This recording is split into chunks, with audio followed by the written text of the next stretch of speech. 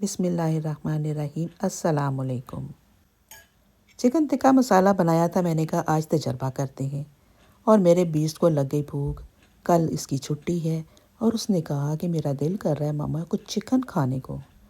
تو میں رات کے 12 بجے چکن بنانے کے لیے کچن میں آ گئی، اور میں نے اپنا بنایا ہوا فریش چکن ٹکا مسالہ ڈالا چکن کے اندر، دہی ڈالا، مکس کیا، اور اس کے بعد اس کو فرائی کر لیا۔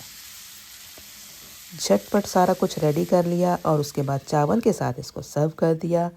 دیکھیے ٹائم کیا ہوا ہے، 12:30 رات کے۔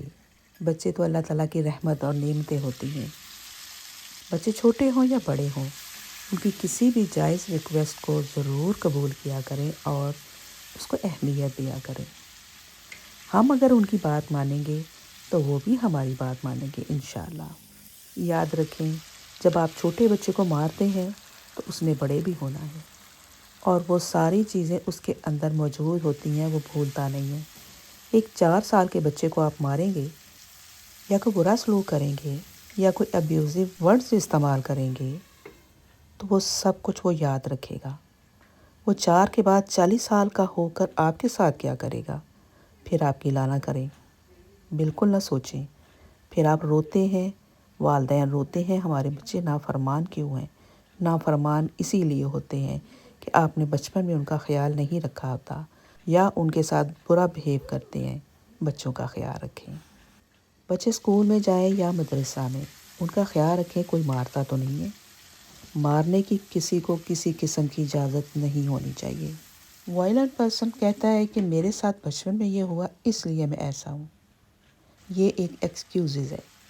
اپنی ہیبٹ چینج کریں، پرسنالٹی چینج کریں، بچوں کے اوپر ظلم نہ کریں، پلیز نہ ماریں ان کو کسی کو مارنے نہ دیں۔ ٹیچر ہو یا مولوی ہو، مدرسے میں کوئی بھی ہو، بچے کو ہاتھ نہ لگائے کوئی۔ جتنی محبت سے آپ اس کو سکھائیں گے، پڑھائیں گے، وہ سیکھے گا۔ جب ہم اپنی کنٹری سے یہاں پر آتے ہیں نا، تو ہمیں بہت اچھا فیل ہوتا ہے باقی چیزوں میں جو ہمیں اپنی اپنی پسند کی ملتی ہیں۔ جب ہم یہ دیکھتے ہیں کہ وہ بچے کو ہاتھ نہیں لگانے دیتے، بچے لے جاتے ہیں سوشل سیکیورٹی والے، اس وقت ہم مائنڈ کرتے ہیں، اس چیز کو بھی سوچیں۔ ہمارے دین اسلام میں ٹیٹو سے کیوں منع فرمایا گیا ہے؟ وہ اس لیے کہ وہ درد دیتا ہے۔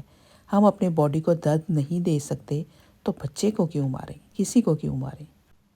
انسان ہی نہیں، جانوروں پر بھی اللہ تعالیٰ نے رحم کرنے کا حکم فرمایا ہے۔ ہم کسی جانور کو مار نہیں سکتے، بلا وجہ اس کی جان نہیں لے سکتے۔ اپنا خیال رکھیں، اپنے بچوں کا خیال رکھیں۔ اللہ حافظ۔